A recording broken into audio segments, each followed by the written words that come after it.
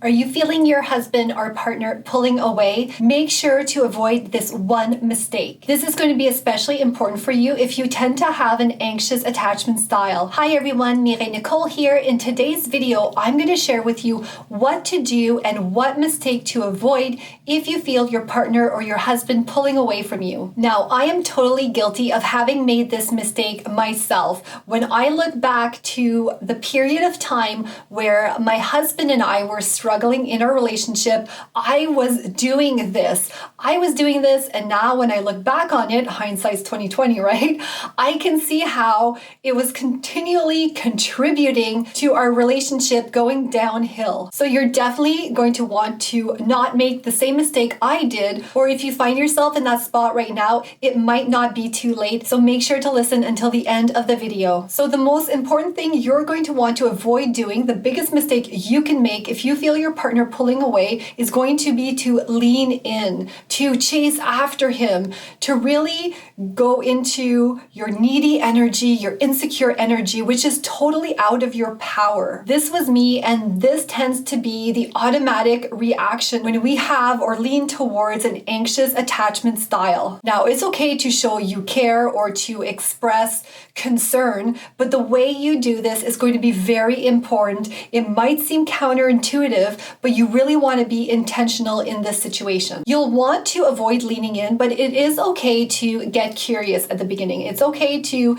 check in casually to see what's going on, but what you don't want to do, and most important in this situation, is you don't want to do it from a place of anxiety. So it's going to be really important for you, even though you're feeling this worry, this concern, this insecurity, you're going to want to work on your emotions first and being in a more positive, hopeful state. Or if that's not even possible, I would say even from a neutral state. When we get really wrapped up in our emotions and our insecurity, we tend to throw all logic out of the window. And I tend to believe that the best space that you can operate in your relationship is a balance of the two. You definitely want that emotional part of it, but you also want that rational, logical part of it too. So go ahead, get curious, but you're really going to want to work most importantly on your own magnetism. And to work on your own magnetism, you're going to really want to focus on your self-care. So this is going back to all the things that make you happy,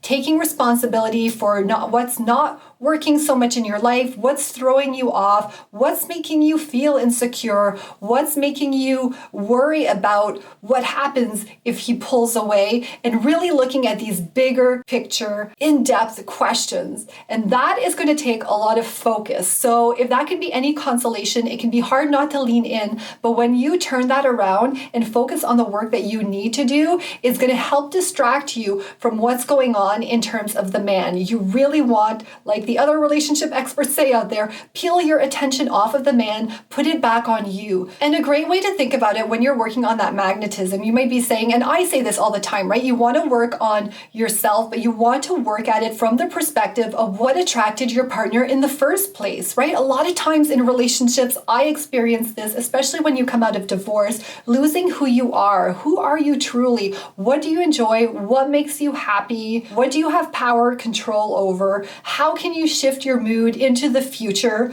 Honor how you feel now, but 10 minutes from now, how do you want to feel? How do you want to act?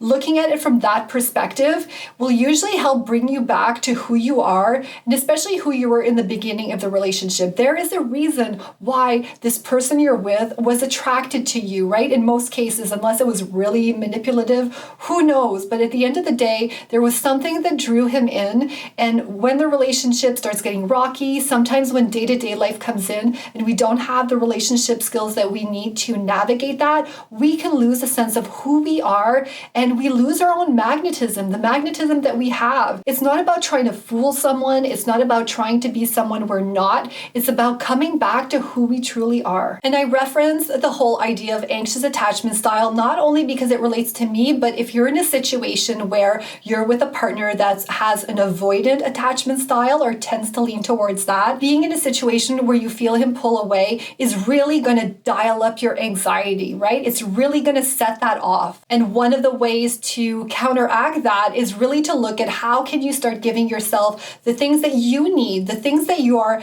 maybe hoping your partner will give you or expecting your partner to give you. How can you start giving some of those things to yourself, or even all of those things to yourself? And I'm not saying this in terms of, being independent and we don't need anyone else and like hardcore perspective and being rigid about it. But at the end of the day, we want to be able to meet our own needs, and then our partner becomes a bonus. So that when stuff happens and there's pulling away, we can stay rational, we can stay secure, because at the end of the day, we know that we can provide what we need, and it brings us back to our magnetism, and we can start experiencing evidence that that is the right thing to do. Having said all of this, if you are anxious and it's too much for you, right? You don't have to settle, you don't have to tolerate, you don't have to change your whole life and your whole self, right? To try to get him to pull back towards you, right? You have the freedom at any point to decide to find a partner that has a secure relationship style